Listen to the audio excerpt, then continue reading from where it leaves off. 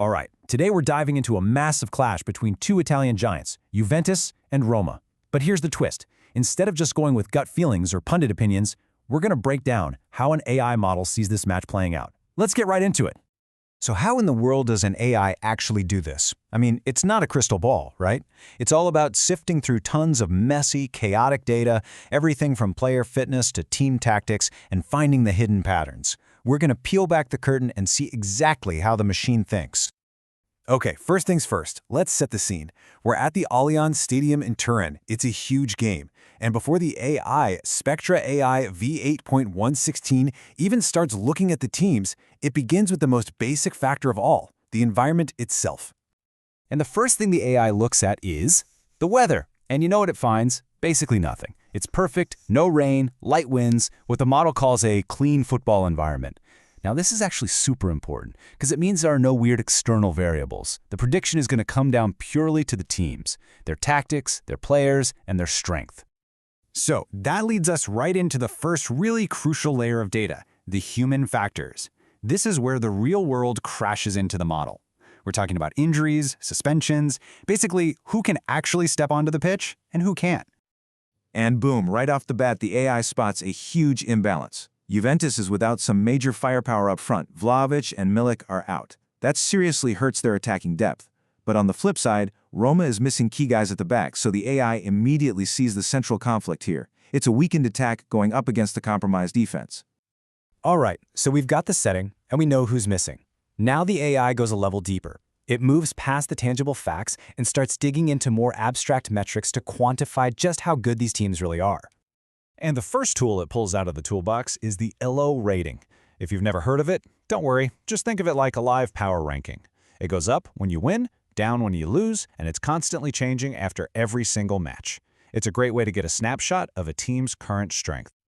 And wow, look at this. This chart tells you pretty much everything you need to know about how close this matchup is supposed to be. You've got Roma at 1587 and Juventus at 1583. That's basically a statistical tie. On paper, these two teams are dead even. But ELO only tells part of the story. To figure out how they're going to play, the AI needs another metric. And that brings us to my personal favorite, expected goals, or XG. This is so cool. It doesn't just count the goals you scored, it measures the quality of every single shot you take. It's all about measuring a team's process and their ability to create dangerous chances, not just the final result. So when the model analyzes Juventus, it spits out an XG of 2.43. Now that's a big number. It means that based on the quality of chances they typically create, the AI expects them to score well over 2 goals in this game, even with those key attackers missing. Okay, so Juve's looking dangerous, but then you flip over to Roma's side and, whoa, their XG is just 0.92. This right here is the game changer. Even though their power ratings are almost identical, the model has found this massive gap in offensive potential. It's projecting Roma's chances to be worth less than 1 goal. This is the key piece of the puzzle. Okay, this is it, the moment of truth. The AI has all the pieces, the perfect weather, the key absences, the super close ELO ratings, and that huge disparity in expected goals. Now it's time to put it all together and give us the final verdict. And here you have it. The model gives Juventus a 43.6% chance to win. But look at that draw probability, a massive 35.9%. And a Roma win? That's the least likely outcome, down at just 20.5%.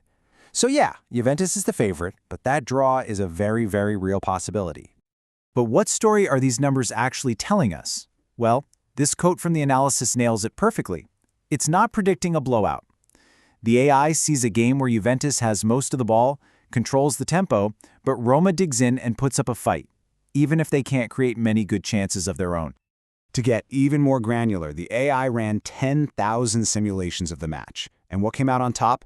The most common scorelines were 2-0, 2-1, and 1-0, all for Juventus. You can see the pattern, right? The outcomes all cluster around a low-scoring Juventus victory, which totally backs up the main probabilities. So after all that, what's the bottom line?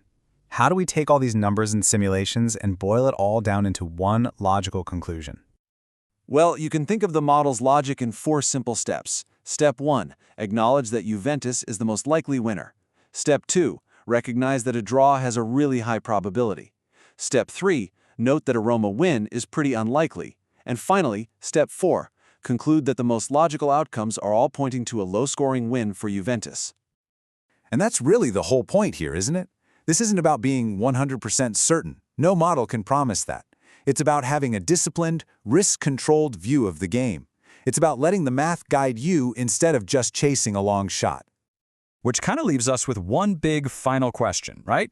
In a sport as beautiful and unpredictable as this, where anything can happen, what's the real value of a prediction? Maybe it's not about getting it perfectly right. Maybe it's about having a smarter framework to appreciate the beautiful uncertainty of it all.